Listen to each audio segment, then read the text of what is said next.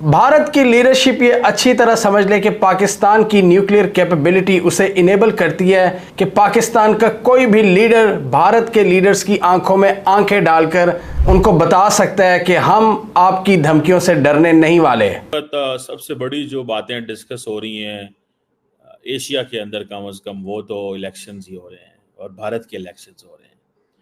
और अब ये जो खास तौर पे मोदी साहब जो नज़र आ रहा है कि हैट्रिक कर रहे हैं, एग्जिट पोल्स तो यही बता रहे हैं। इस वक्त दुनिया के मीडिया पर गर्दिश कर रही है। इंटरनेशनल मीडिया ने ये अनाउंस कर दिया है कि एग्जिट पोल ये बता रहे हैं कि बीजेपी की रिकॉर्ड विन होने लगी है।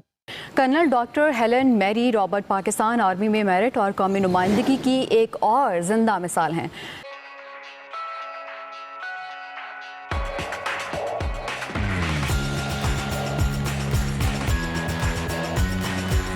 ये अल्फाज थे पाकिस्तान नेशनल कमांड अथॉरिटी के advisor lieutenant general retired Khalid Ahmed के दवाई के। इन्होंने एक बड़ी ज़बरदस्त स्पीच की है और पाकिस्तान का मौक़िफ़ बताया है न्यूक्लियर वेपन्स के इस्तेमाल के हवाले से।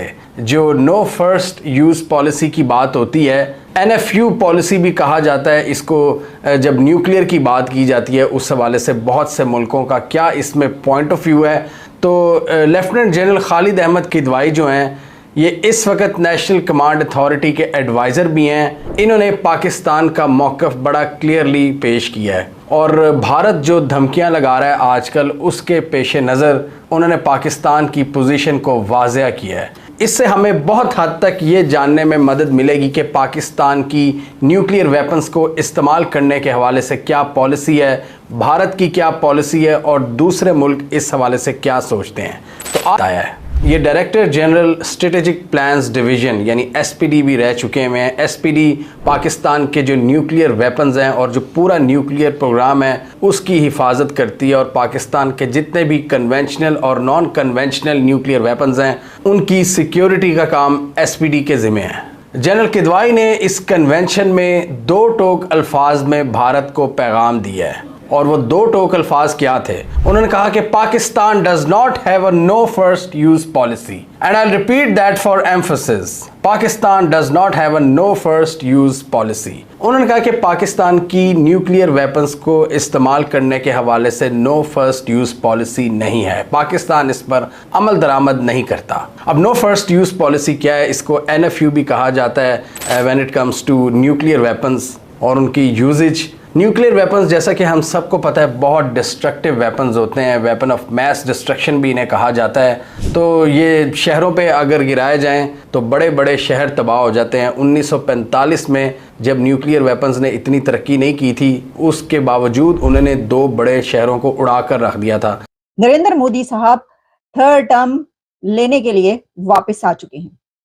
ये मोदीज रिटर्न है और वो थर्ड टर्म जिसके लिए बहुत कोशिश की गई और इसके ऊपर हम कब से प्रोग्राम्स कर रहे हैं। तो इस वक्त हमें इंटरनेशनल मीडिया ये बता रहा है कि एग्जिट पोल के बाद जो रिजल्ट सामने आ रहा है वो ये कह रहा है कि नरेंद्र मोदी साहब मैसिव मैंडेट के साथ वापस आ रहे हैं। बीजेपी की थर्ड टर्म होने लगी है और सिर्फ यही नहीं बल्कि एक खबर ये भी है कि मोदी साहब जो कि मेडिटेशन के लिए गए हुए थे वो वापस आ चुके हैं और उन्होंने आज अपने स्टाफ के साथ एक मीटिंग रखी है फॉर फर्स्ट 100 डेज प्लानिंग। तो इससे आप अंदाजा कर सकते हैं कि नरेंद्र मोदी साहब कितने कॉन्फिडेंट हैं इस विन के बारे में, बीजेपी कितने कॉन्फिडेंट है। लेकिन सबसे दिलचस्प बात यह है कि इस वक्त इंटरनेशनल मीडिया पुकार कर ये कह रहा है कि एग्जिट पोल ने ये बता दिया है कि मोदी जीत रहा है। आइए मैं आपको सबसे पहले आपके सामने, इससे पहले कि मैं उस मीटिंग के बारे में बताऊं कि जो खबर इस वक्त हमारे सामने आ रही है कि आज कौन सी मीटिंग वो कर रहे हैं, लेकिन सबसे पहले इंटरनेशनल मीडिया कहां पर क्या क्या बोला जा रहा है। तो देखिए अल जजीरा जो है वो ये कह रहा है कि Modi magic, Indian exit polls predict record BJP win. फिर BBC ये कह रहा है कि एग्जिट पोल ये बता रहे हैं, ये एक्सपेक्ट कर रहे हैं कि BJP leader to return as prime minister of India. Early exit polls जो हैं वो प्रेडिक्ट मोदी विन, ये कह रहा है याहू। और फिर उसके बाद द टाइम्स ऑफ इजराइल ये कह रहा है कि exit polls predict India's PM Modi on track to win historic third term. फिर आप जब आगे बढ़ते हैं तो आपको हिंदुस्तान टाइम्स मिलता है। अभी मैं जो इंडियन मीडिया है उसकी बात नहीं कर रही हूँ, उसको हम छोड़े देते हैं हिंदुस्तान टाइम्स को। आगे जब बढ़ते हैं तो फिर उसके बाद अल जजीरा ये कह रहा है कि 2024 के जो इस वक्त न्यूज एजेंसीज हैं जिन्होंने के एग्जिट पोल के बाद जो डेटा बता रही हैं उससे ये पता चलता है कि बीजेपी और नरेंद्र मोदी साहब मैसिव मैंडेट ले रहे हैं। तो जनाब the Sunday Guardian live, Sunday Guardian क्या कह रहा है अभी इस वक्त? वो ये कह रहा है कि exit polls predict PM Modi sweeping back to power, sweeping back to power Narendra Modi साहब। गार्डियन ये बता रहा है इस वक्त। ये मैंने आपके सामने ये बता दिया कि ये मेरी अपनी कोई मैंने रिसर्च नहीं की, बल्कि पूरी दुनिया का इंटरनेशनल मीडिया इस वक्त अनाउंस कर चुका है कि इलेक्शंस के लास्ट फेज के बाद, अब एग्जिट पोल के बाद ये पता चल रहा है कि नरेंद्र मोदी साहब आ गए हैं, जालिमो मोदी आ गया है, वो जो हम कहा करते हैं।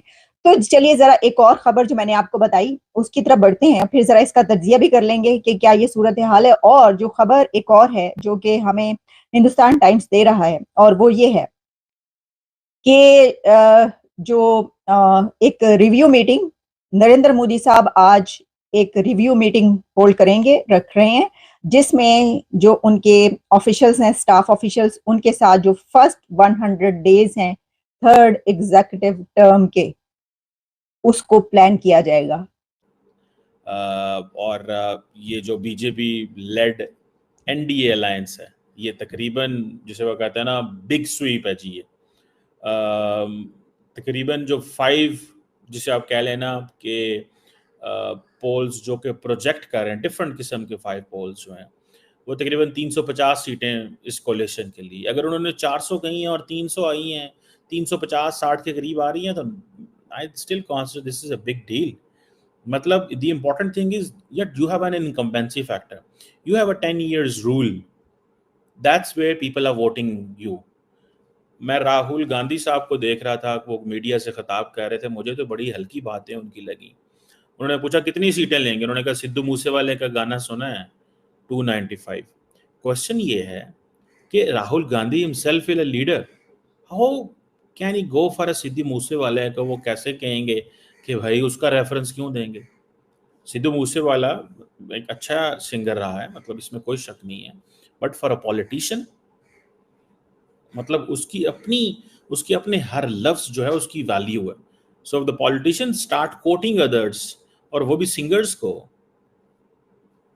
I don't know. अब जो इंडिया अलायंस है उसको 120 मिले, 150 मिले, 40 मिले, कोई फर्क ही नहीं पड़ता। They can't stop Narendra Modi to do anything. That is the biggest take away. The biggest take away is कि नरेंद्र मोदी को कोई फर्क नहीं पड़ता अगर 150 सीटें भी इंडिया अलायंस ले जाए तो क्या फर्क पड़ेगा?